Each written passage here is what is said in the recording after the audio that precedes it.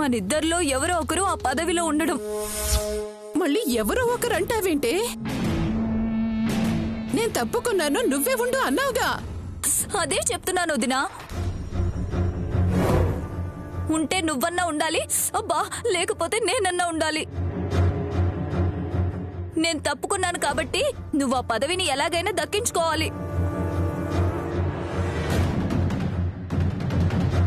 కాసేపట్లో అత్తయ్య ఆ స్థానంలో ఎవరు కూర్చోవాలన్నది పేరు ప్రకటిస్తుంది, గుర్తుంది కదా? అవును కదా, ఈ మంటదేముంది, కాసేపు భరించొచ్చు. 3 ఏళ్లు వీళ్ళందరి మీద పెత్తనం చెలాయించాలి. 3 ఏళ్లు వీళ్ళందరినీ ఒక ఆట ఆడించాలంటే పదవి కావాలి. నేనిప్పుడే వస్తాను. మీరు ఇలా ఇవ్వండి.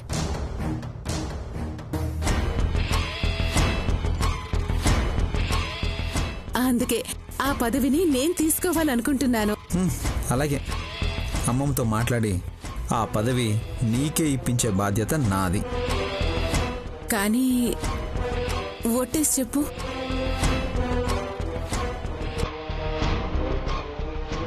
ఓటమ్మా.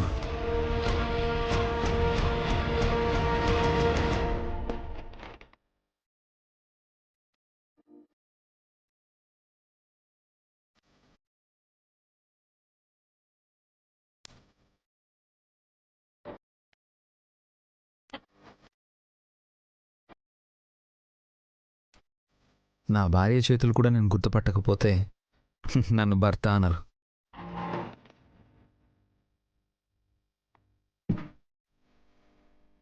ఏంటి ఏంటి ఆఫీసర్ గారు ఏదోలా ఉన్నారు? ఏం లేదు. భర్త మనసులో ఉన్న కష్టాన్ని భార్యతో చెప్పుకోవాలి. చిన్నప్పట్ల చిట్టితో షేర్ చేసుకోవడం కాదు. అది ఇంకా మనసులోనే పెట్టుకున్నావా? ఎలా మర్చిపోతాను? ఫస్ట్ టైం నాకే చీర కొనిచ్చారు అని అనుకున్నాను. 8 ఏళ్ల వయసులోనే గౌన్ కొనిచ్చేశారు. చిట్టి చిట్టి అంటూ తన చుట్టూ తిరిగారు. ఏదో పెళ్ళైంది కాబట్టి ఇప్పుడు కళ్యాణి కళ్యాణి అంటూ నా చుట్టూ తిరుగుతున్నారు. ఆ వయసులో ఫ్రెండ్స్ మాత్రమే ఉంటారు. లైఫ్లో హీరోయిన్ ఉండదు. పెళ్ళయ్యాక లైఫ్లోకి వచ్చేవాళ్లే హీరోయిన్. అవునా? అయితే ఇప్పుడు నేను హీరోయిన్నా? నాకైతే నువ్వు హీరోయిన్వే. సరే కళ్యాణి, నీకు విషయం చెప్పాలి. చెప్పండి ఆఫీసర్. ఏం లేదు, ఈసారి చేనేత కార్మికుల సంఘానికి అధ్యక్షులుగా అమ్మని నిలబెడితే ఎలా ఉంటుందంటావు?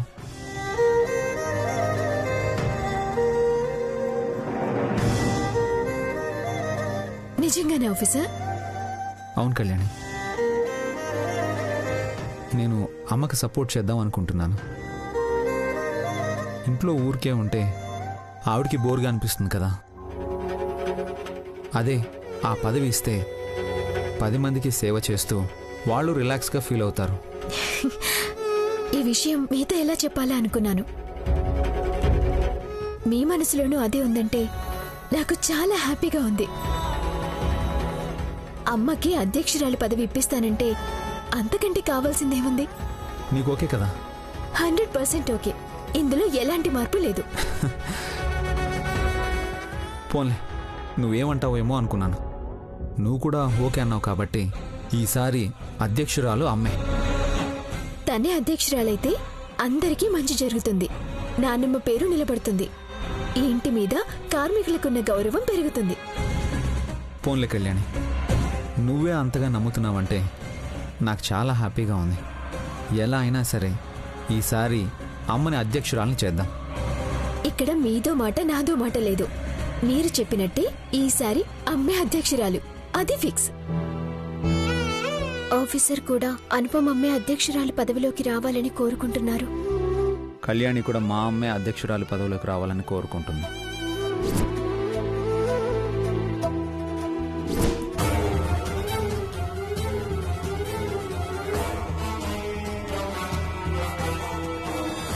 మొత్తం మీద మీ అత్తయ్యకి చేతులు మంట పుట్టినా అరవకుండా బాధను భరించింది అని ఈ తమలపాకు చూసిన తర్వాత నాకు అర్థమైందమ్మా. అమ్మని బాధ పెట్టాలనుకుంది. అందుకే అలా చేయక తప్పలేదు. తప్పులేదు. అలాంటి బుద్ధి తక్కువ పని చేయాలనుకున్నప్పుడు తగిన శిక్ష పడాల్సిందే. నా కడుపున పుట్టకపోయి ఉంటే దానికి నేను విధించే శిక్ష వేరేగా ఉండేది. సర్లే, ఎలాగో తగిన శిక్ష పడిందిగా. ఇంతకీ నాకు ఇచ్చిన మాట గుర్తుందిగా? ఈ ఇంట్లో ఎవరేం మాట్లాడినా నీ మాట మీద నువ్వు ఉండాలి. మంచి గెలవటానికి, మంచిని గెలిపించటానికి నేను ఎవరితో గొడవ పడ్డానికైనా సిద్ధమేనానమ్మా. ముందు హారతివమ్మా.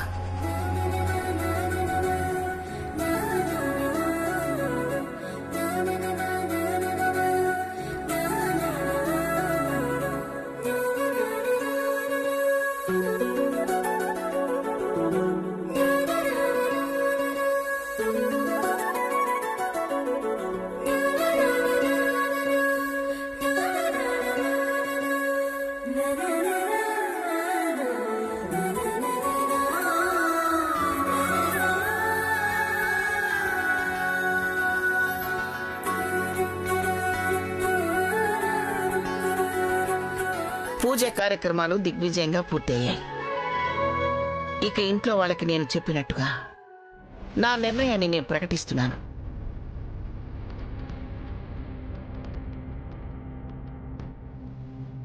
నా తర్వాత అధ్యక్షురాలి స్థానానికి నా మనసుకు సరైన వ్యక్తి అనిపించింది ఎవరు అంటే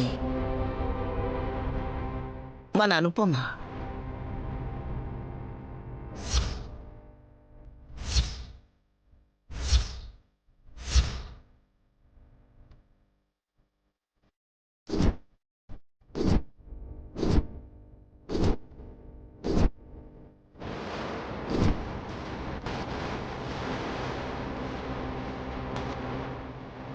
అమ్మమ్మ, అదేంటి అందరి అభిప్రాయం తెలుసుకున్నాక నిర్ణయం తీసుకుంటారనుకుంటే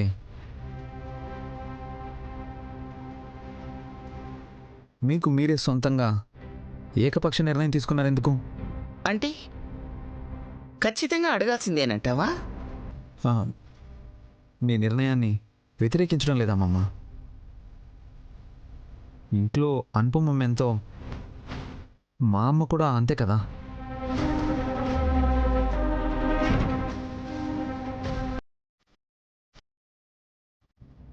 ఇప్పటి వరకు ఏమీ కోరని మా అమ్మ మొదటిసారిగా ఆ పదవి కావాలని కోరింది.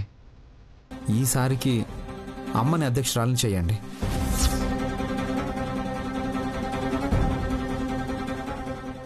అదేంటి ఆఫీసర్, అమ్మని నిలబెట్టాలని మీరన్నది మా అమ్మ గురించి కాదా? కాదు, మా అమ్మ గురించి. నువ్వు అనుపమమ్మ గురించి అనుకున్నావా?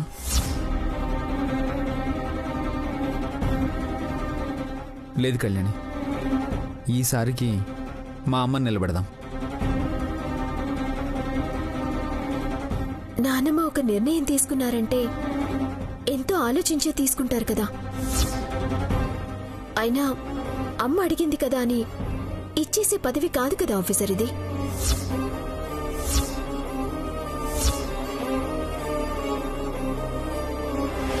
కోడలన్నాక అత్త సైడ్ మాట్లాడాలి.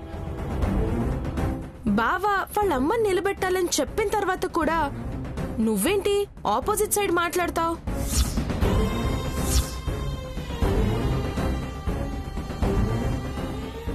అవునవును, ఎప్పుడు కళ్యాణికి వాళ్ళ అమ్మే ముఖ్యం. ఇక ఇంట్లో ఎవ్వరితోనూ అవసరం లేదు. ఆ పదవి నాకు కూడా కావాలనుకున్నాను. కానీ ఈసారికి మా వదిన్నే నిలబెడదామని నేను కూడా పక్కకి తప్పుకున్నాను. ఎప్పుడూ అనుపమమ్మకేనా? ఒక్కసారైనా మా వదినికి అవకాశం ఇవ్వరా?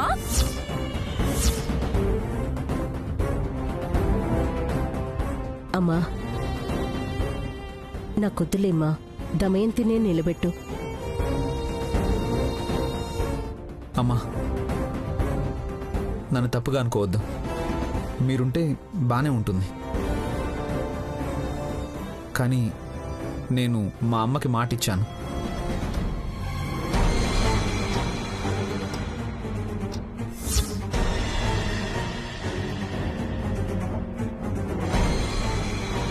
మాటిచ్చారు కదా అని ఎలా నిలబెడతారు ఆఫీసర్? ఆ పదవిలో ఉండాలంటే కొన్ని అర్హతలుంటాయి కదా. చేనేత కార్మికులకి అధ్యక్షురాలుగా ఉండాలంటే ఏం అర్హతలు ఉండాలేంటి?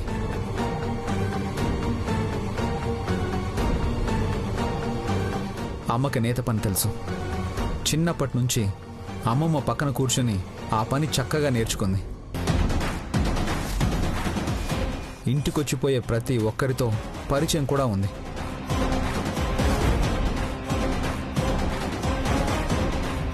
చుట్టుపక్కల గ్రామాల్లో దమయంతి అంటే తెలియని వాళ్ళు ఎవ్వరూ లేరు. ఇంకంతకంటే ఏం అర్హత కావాలి?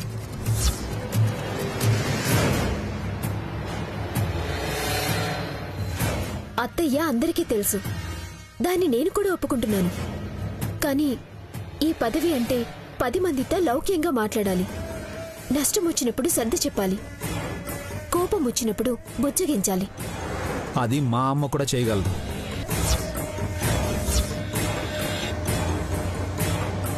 అవునవును, ఏదో మా వదిన నీ మీద అరుస్తుంది కదా అని అందరి మీద అరుస్తుందా ఏంటి? ఇక ఆపండి మీ వాదులాట.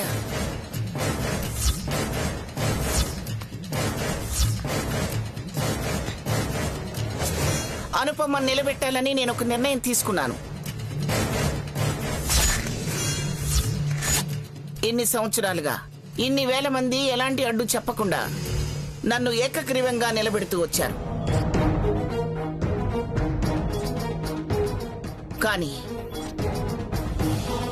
ఈరోజు నా ఇంట్లో ఉన్న నలుగురే ఒక మాట మీద లేరని అర్థమైపోయింది.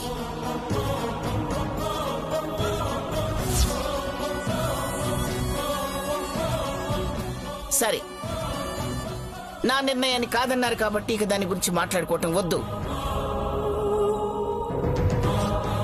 వరలక్ష్మి వ్రతం రోజున ఎవరెవరు నిలబడాలని కోరుకుంటున్నారో వాళ్ళు పోటీలో నిలబడండి. దానికి నేను అడ్డు చెప్పను.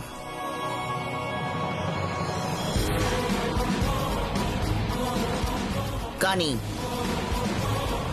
2000 కుటుంబాలు ఎవరిని కోరుకుంటాయో వారిని మీరు ఓడినా గౌరవించాలి.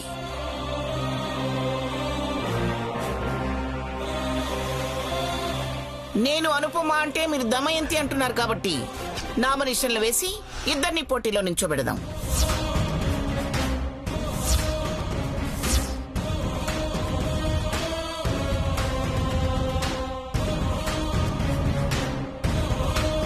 అందరి మద్దతు కూడగట్టుకుని ఓట్లు వేయించుకోగలిగితే గెలిచిన వాళ్ళు 3 ఏళ్లు పదవిలో ఉండొచ్చు. ఇక నా నిర్ణయాన్ని కట్టుబడే పరిస్థితే లేదు కాబట్టి పోటీకి సిద్ధంగా ఉండండి.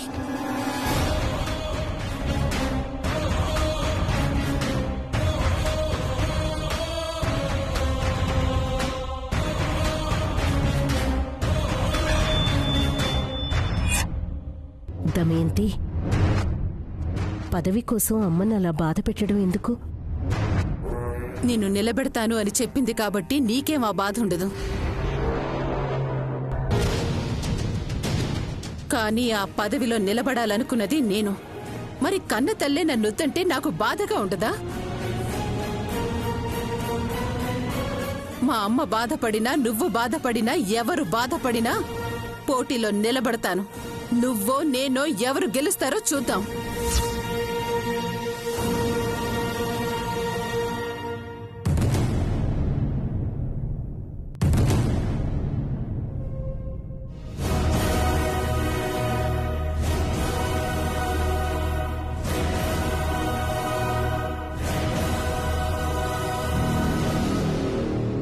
అమ్మా, నువ్వేం ఫీల్ అవ్వద్దు.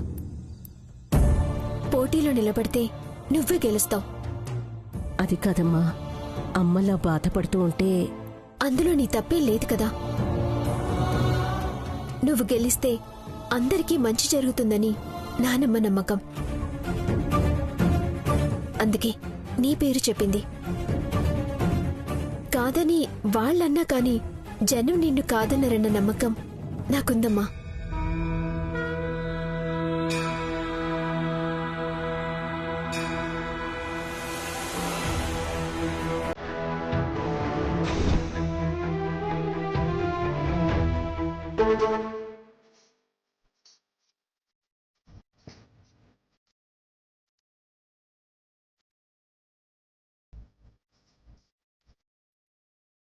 కొడుకు అంటే నువ్వేరా.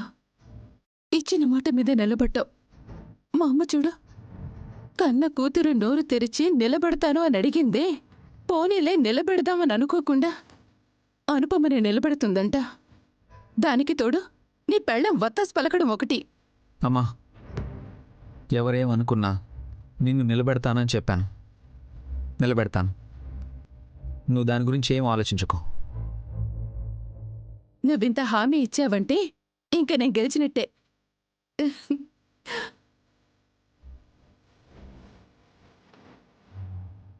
అందుకే ఆ పదవిని నేను తీసుకోవాలనుకుంటున్నాను. అలాగే అమ్మమ్మతో మాట్లాడి ఆ పదవి నీకే ఇప్పించే బాధ్యత నాది. కానీ ఓటేసి చెప్పు.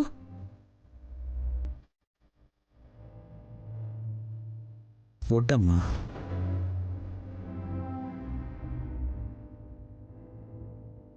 ఎరా, మీ అమ్మ గురించి నీకు తెలుసు కదా. అది ఏ పదవి లేకపోతేనే ఇంట్లో ఇలా ఉంది. ఇక దానికంటూ ఒక పదవి వచ్చి 10 మంది విలువిస్తే ఇక మన మాట వింటుందా? నానా, అమ్మకు నేను మాట ఇచ్చాను. మరి నన్ను మాట తప్పమంటావా? మంచి విషయంలో మాటిస్తే తప్పులేదురా. మీ అమ్మకు నువ్వు ఇవ్వాలనుకుంటుంది ఒక చీరో ఒక నగో కాదు, ఒక బాధ్యత గల పదవి. ఆ పదవికి న్యాయం చేయకపోయినా పర్వాలేదు, కానీ అన్యాయం చేయకూడదు. దానివల్ల కేవలం మీ అమ్మకి మాత్రమే కాదు, మన కుటుంబానికే చెడ్డ పేరు వస్తుంది. అంటే ఏంటి మీరు? నా కొడుకే నన్ను నమ్ముతున్నప్పుడు నా వల్ల కాదని మీరెలా అనుకుంటారు? అసలేంటి మీ బాధ? నాకేమీ బాధలేదే. జనాలు ఎక్కడ బాధపడతారో అని నా బాధ, అంతే. ఆఫీసర్, మీరు అత్తయ్యకి మాటిచ్చినట్టు నానమ్మ ఎవరిని నిలబెట్టినా సమర్థిస్తాను అని నేను నానమ్మకి మాటిచ్చాను. ఓహో, రూమ్లో ఈ లోపల మీ మధ్య గూడుపుటని జరిగిపోయిందన్నమాట. అందుకేనా ఈ వగలాడి చెప్పిందని మా అమ్మ అనుపమ పేరు చెప్పింది. అంతేగా మరి. కళ్యాణి తెలివిగా నాన్నమ్మను మేనేజ్ చేసింది. వాళ్ళమ్మక పదవి రావడం కోసం నాన్నమ్మని గట్టిగానే కాకపట్టినట్టుంది. ఏయ్, పిచ్చి పిచ్చిగా మాట్లాడవంటే మొహం పగిలిపోద్ది. ఇక్కడ ఎవరి కోసం ఎవరిని కాక పట్టాల్సిన అవసరం లేదు. ఇక్కడ ఎవరు పరాయి వాళ్ళు లేరు. అయినా కూడా ఇది మా ఇంటి సమస్య. మధ్యలో నువ్వు దూరి మాట్లాడుతున్నావెందుకు? ఆగు కళ.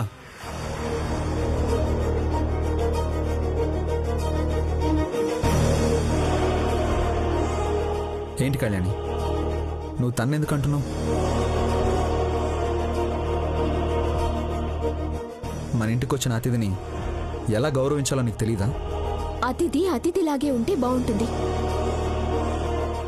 తనకు తెలుసో తెలియకో ఏదైనా మాట్లాడినా కూడా మనమే కంట్రోల్లో ఉండాలి. వాళ్ళని బాధ పెట్టేలాగా మాట్లాడకూడదు. ఇప్పుడు నీ సమస్య ఏంటి? మా అమ్మ నిలబడుతుందనే కదా? ఇప్పటికైనా నీకు అర్థమైందా? దాని బాధ అదేరా. నిన్ను నన్ను డైరెక్ట్గా ఏమీ అనలేక పక్కనున్న వాళ్ళ మీద పడుతుంది. చూడు, నేను మా అమ్మకి మాట ఇచ్చాను కాబట్టి మా అమ్మ వైపే నిలబడతాను. నువ్వు మీ అమ్మకి సపోర్ట్ చేయాలనుకుంటున్నావు. నువ్వు ఆవిడ వైపే నిలబడు. నాకు ఏ ఇబ్బంది లేదు.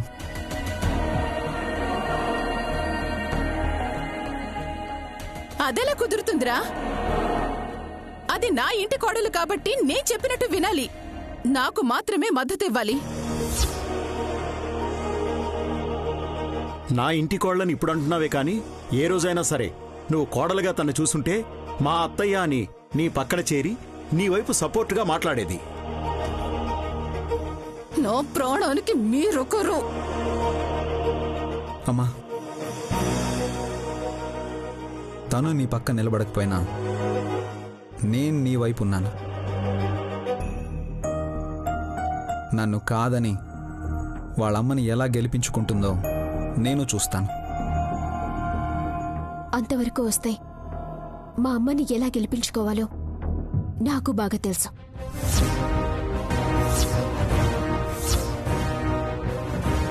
ఏంటి ఛాలెంజ్ చేస్తున్నావా?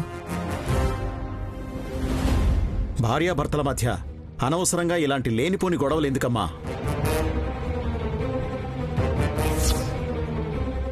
ఒసే దమయంతి, నువ్వు గమ్మునుండవే. నీ పదవి కోసం వీళ్ల కాపురం నాశనం చేసేలాగా ఉన్నావు. ఇప్పుడు నేనేం చేశానండి? నాన్న, అమ్మనేమనద్దు. అమ్మ ఖచ్చితంగా నిలబడుతుంది. ఆమెను గెలిపించుకోవాల్సిన బాధ్యత మనది.